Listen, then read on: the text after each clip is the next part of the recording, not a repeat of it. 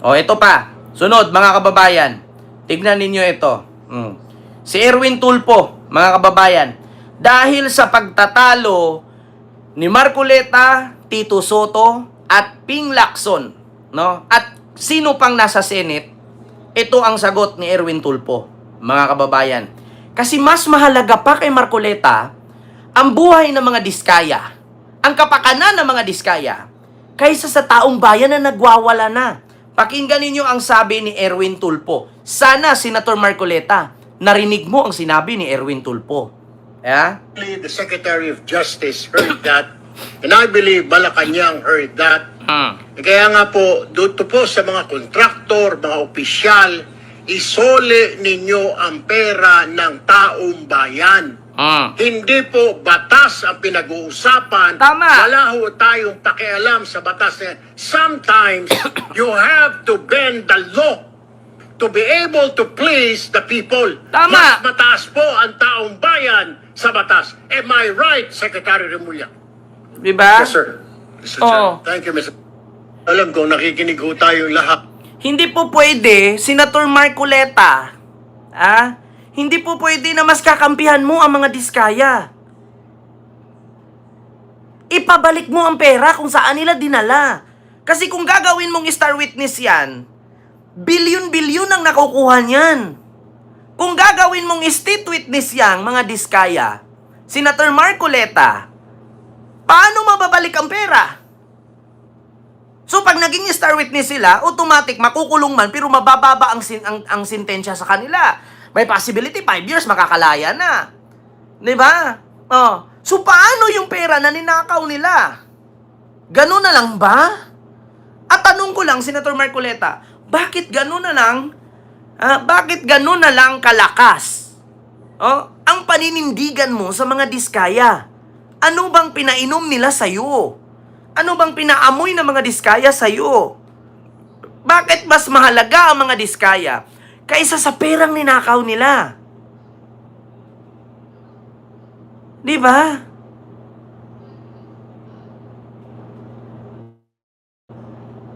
Ganun Ganun kasimple. Ano ba ang meron sa mga Diskaya na mas pinahalagahan mo yung buhay nila at gagawin mong star witness or state witness, bago mo gawin yan, ipabalik mo yung pera. Kasi take note, kahit sabihin mo, yung 26 na sangkot dyan sa flood control project na yan, kahit sabihin yung i-freeze nyo yung pera sa bangko, ako, may knowledge ako pagdating sa pera. Hindi kasi ako mahilig maglagay ng pera sa bangko. Bakit? Kapag ikaw, may pera kang marami, ilalagay mo sa bangko, hindi alam ng bangko kung saan galing yan at marami kang pera, iaamlak ka. Ibig sabihin ng amlak, hahabulin ka ng amlak. Questionin ka saan to galing, hindi ka naman businessman, wala ka naman pagmamay-ari na malaking tindahan. Saya, do you think, yung mga Diskaya, lahat ng pera nasa bangko? No, hindi ako naniniwala. Kasi bago kalabanin ni Vico Soto yung mga Diskaya, I'm truly, fully sure na winidraw na nila yan, lahat ng pera nila. Kung nag-iwan man sila dyan, unti-unti lang. Do you think pinipris mo yung pera ni Curly at ni Sarah? Do you think yung mga anak niyan, mga walang bank account? Do you think yung mga pinsan niyan, kamag-anak yan, kapatid niyan, wala mga bank account? Take note, yung iba niya nasa vault. Hindi nilalagay sa bank. Ganon ang teknikan. And take note, mga politician, unang gumagawa niyan. Bakit? Si Miriam Santiago na rin mismo ang nagsabi dyan. Pagdating ng first month of the year, mag-check ang BIR. Ano ang gagawin ng mga politician? Lahat ng pera nila sa bangko, withdrawin nila yan, ilagay sa vault. Mag-iiwan lang yan ng konti. Para pag-check ng BIR, kung ano yung sahod nila noon, nagmamatch pa rin sa sahod nila ngayon. Kaya take note mga kababayan, hindi lahat ng politician, hindi lahat ng mga negosyante, ang pera niya nasa bangko. Yung iba dyan naka-vault.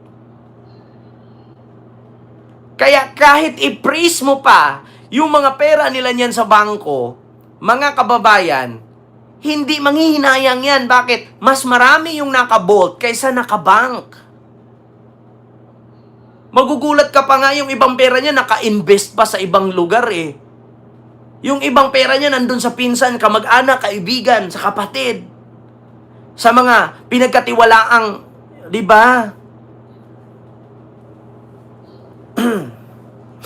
Kaya sa totoo lang, tama ang sinabi ni Senator Erwin Tulfo, Senator Marcoleta. Bago mo gawing state witness ang mga diskaya at kung sino pa na mga nagsasalita dyan, ipabalik mo muna ang pera. Mas makapangyarihan yung batas ng taong bayan kaysa sa batas ninyo. I will tell you frankly, tignan ninyo, sa ginawa ng mga kabataan pinagsisilaban, yung Sogo, sinira yung mga properties ng Maynila, may batas ba? Walang nagawa ang batas, walang nagawa ang pulis.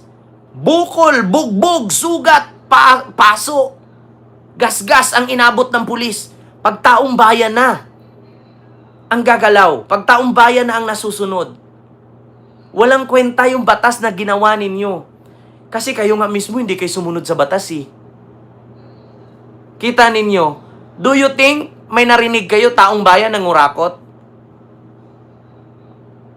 'Di ba?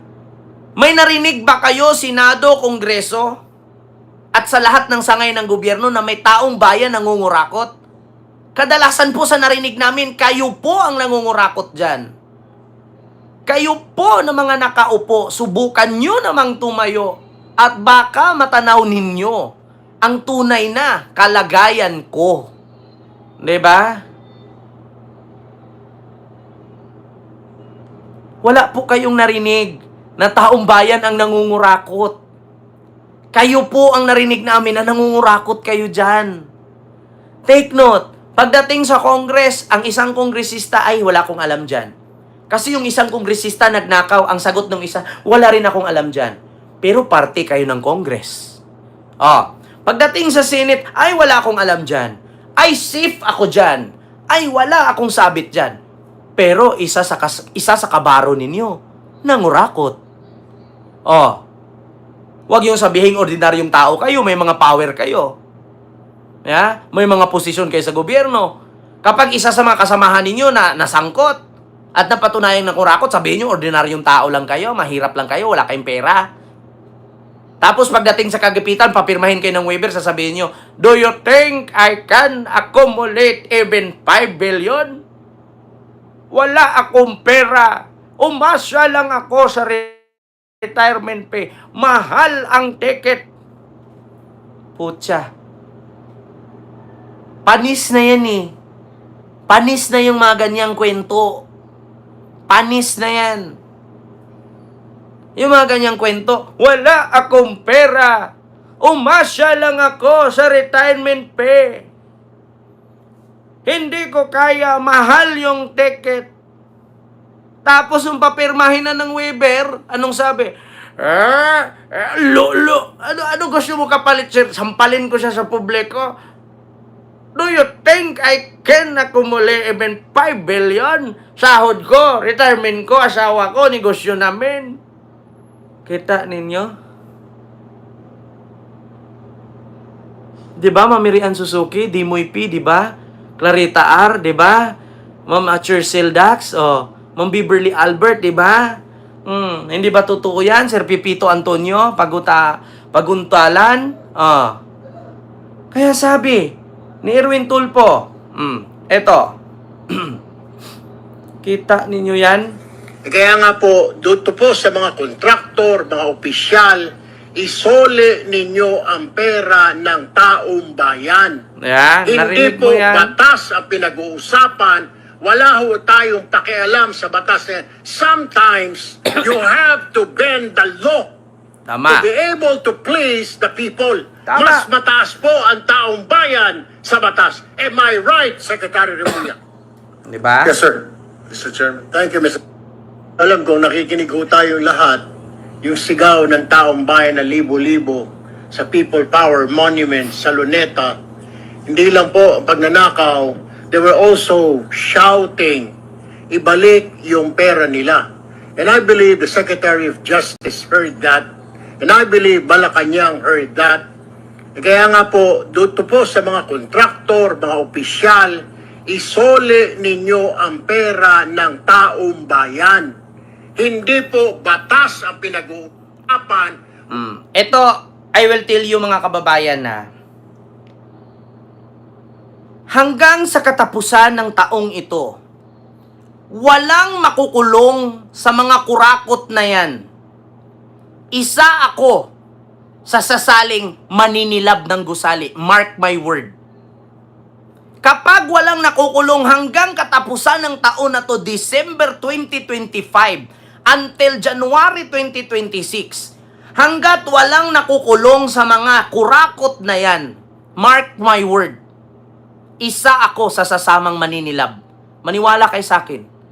Tandaan nyo yan, wala akong binitawang salita na hindi ko ginagawa. Wala akong sinasabing salita ditong hindi ko tinutupad. May paninindigan ako.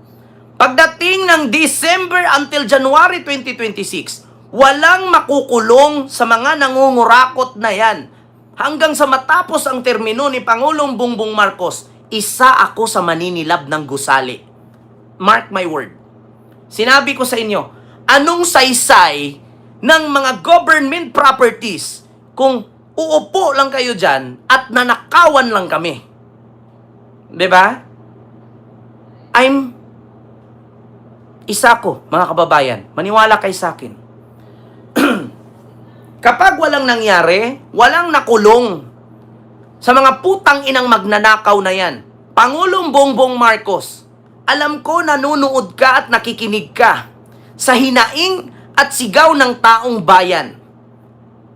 Mark my word, sa mga nanonood sa akin, sa mga nakasuporta sa akin gabi-gabi, kapag walang nakulong dyan, yung dinanas ninyo sa Mindiola, yung dinanas na ginawa ng mga kabataan sa Mindiola, mas matindi pa yan. Maniwala kayo sa akin. Ako mismo, isa ako sa sisilab sa Malacanang. Maniwala kayo sa akin. Isa ako sa sasamang sisilab sa Malacanang. Ano pang aasahan natin kung wala man lang ding makukulong? Dapat wala na. Wala na dapat gobyerno. Silaban na lang natin lahat. Yun ang totoo. Kaya kami po'y umaasa sa iyo, PBBM, na sana sa pinangako mo sa amin at sa taong bayan na walang kaibigan, walang kamag-anak, walang malapit sa iyo, pag may mali ka, mananagot ka, hinihintay po namin yan.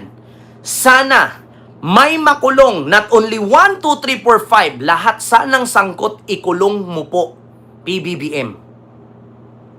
Umaasa kami.